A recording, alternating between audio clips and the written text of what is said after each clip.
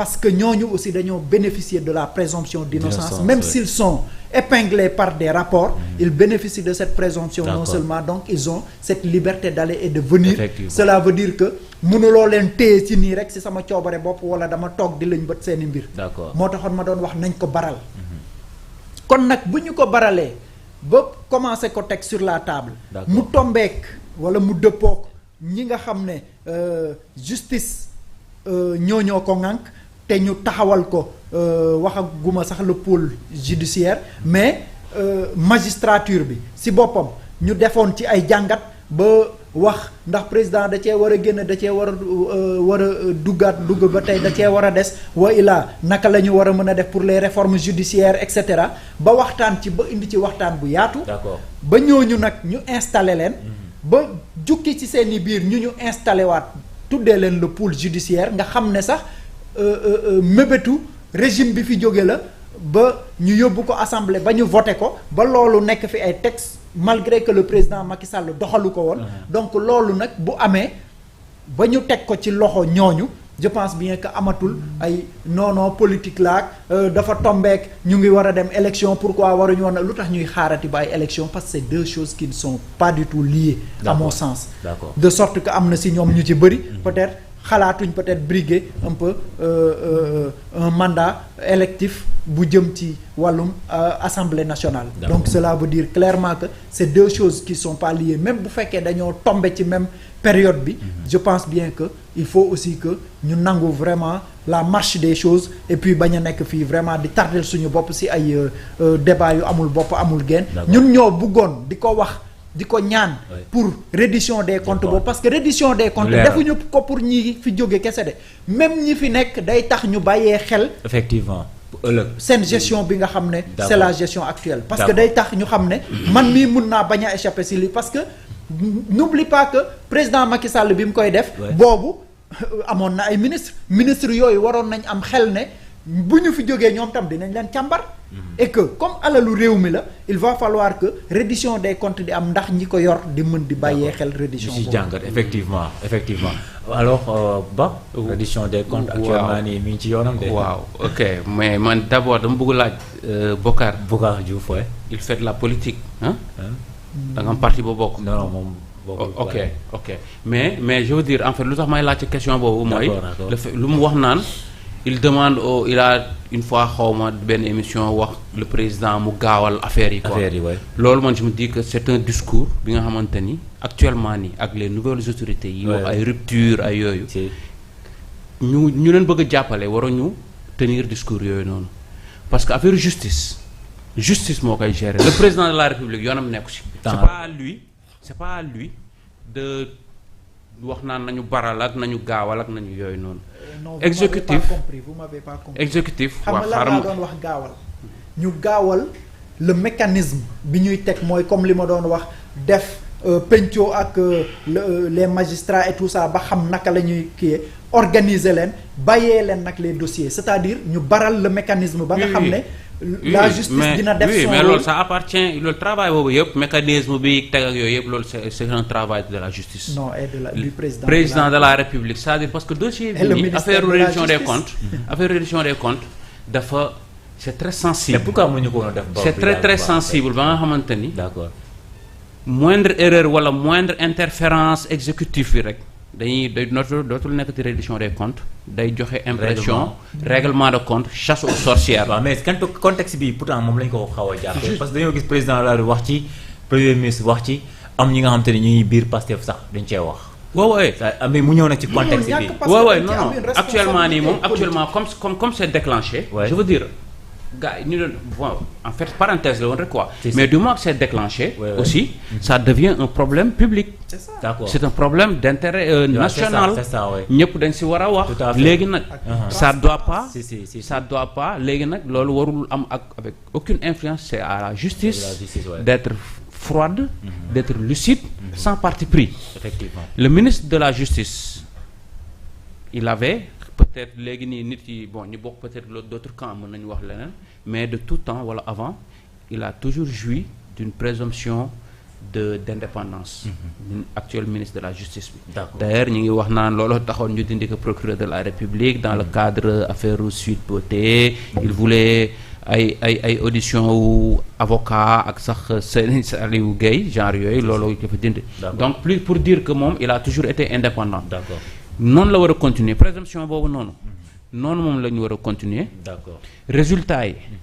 parce que ça waay dëkk bi aussi quoi qu'on puisse dire nos hommes politiques c'est pas seulement depuis Macky Sall quoi. Fii homme politique conception des hommes politiques au pouvoir le rapport avec le pouvoir c'est ça qui est problématique. Nekk nga directeur nekk nga président nekk nga ministre tu te crois tout permis. Parce que da nga doon am couverture exécutif bi président de la République parti yoom nga bokk wala yooyu noonu. Loolu nag dafa war a jeex quoi. Après déjà nekk millionnaire. Ouais, non loolu non mais loolu dafa war a jeex. Donc je pense que nit ñi on a une bonne occasion.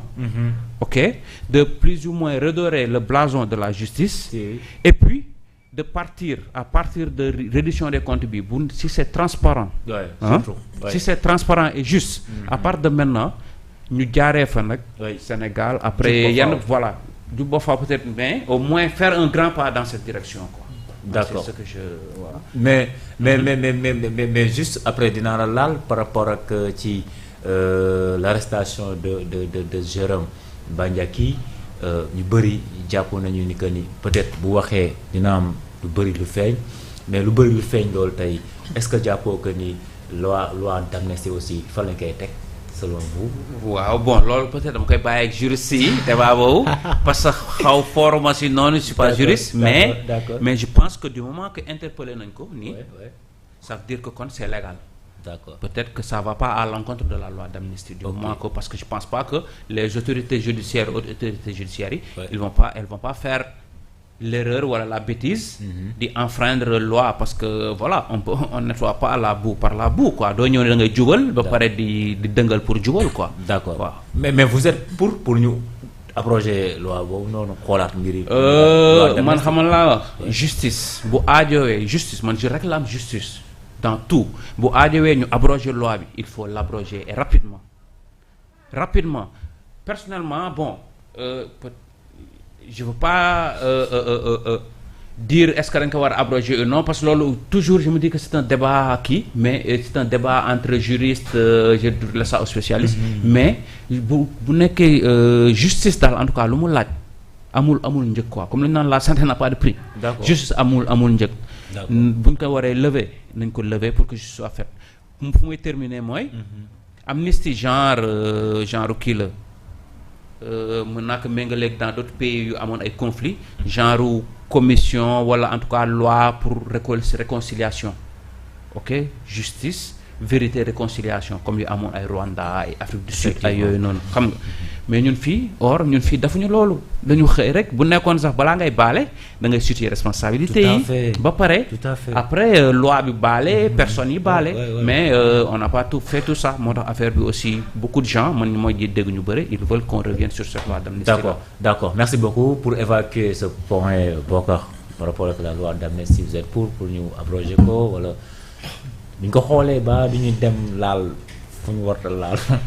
Non, parce que responsabilité aussi de bëri na. Ouais, mais amul problème mais un responsable doit assumer. D'accord. ku am responsabilité si yëf da nga koy assumer. mais jàppoon responsable dafay kawe quoi en fait dafa kawe. amul benn problème lu mu kawe parce que c'était entre le pouvoir et l'opposition. waaw dama ne responsabilité bi lu mu kawe ku ci nekk niveau de responsabilité bi nga ci am nga assumer ko. D'accord. parce que loolu moom mooy justice pour ne pas dire justesse. Ok. loolu mooy justice. pour mu juste warul am double vitesse làq doom dóor doom non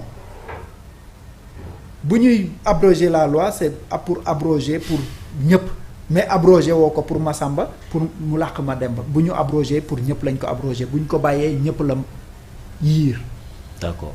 donc de sorte que man dama gis ne y avait en fait c'était une demande sociale pour dire vrai mais problème mu Sénégal lenn la.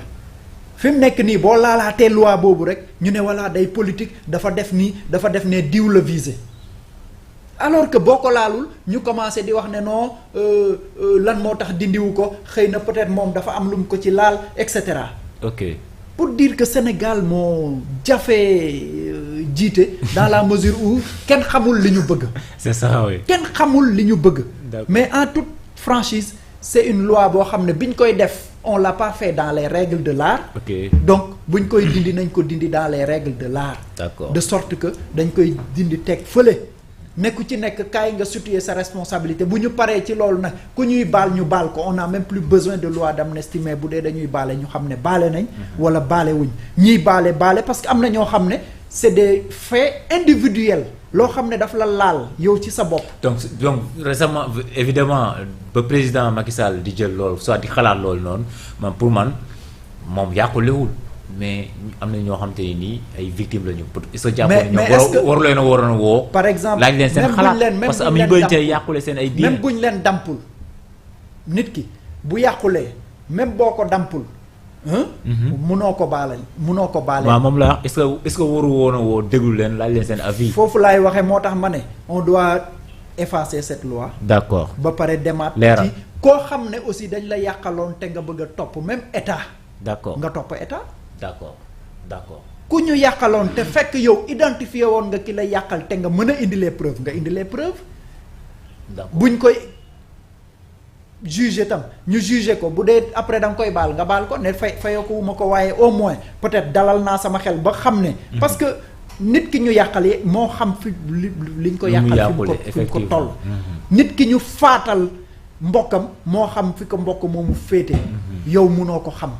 donc c'est des choses yoo xam ne en réalité c'était sur des faits politiques c'est vrai mais en réalité dafa am lu mu laalaale loo xam ne ay doomu aadama yu ñu faat ay alalu jàmbur yu ñu yàq wala yu ñu sàcc te ñu identifier seeni auteurs. donc loolu moom moo waral il va falloir qu'on allez-y boo ko amee loo ci laal allez-y. non et puis peut-être plus grave sax quoi parce que ay morts yi fi am.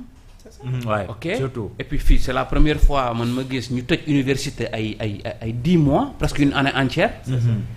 ñu gis ay nervis en tout cas ay bandits. yu ànd nekk ci ay pick-up bu police. à flagrant. voilà xam nga yooyu aussi ça yooyu foog ñu lijjanti ko quoi parce que loolu sinon impunité bu graaw lay indi ci dëkk bi. ak ay après voilà peut-être xam nga doo xam lu muy jur lu gën a graaw justice moo tax daal. bu aajoo sa waay justice moom loo ko jëndee jar na ko. bu aajoo ñu revenir sur loi d'amnistie bi. et rapidement parce que am na ay dëkk yu ñu revenir ça a pris du temps en Amérique du Sud am na ay dëkk yi nga xamante ni dañu voté ay loi d'amnistie ay dictature ñu revenir ay 10 ans après ñu revenir si mais fii nii si ça vaut sax sur le coup je pense bien. Il faut qu'on revienne sur ça je pense que très très rapidement. C'est ça. Sans nag animosité parce que c'est nous entre nous. yow mën nga def wala man mën naa def erreur.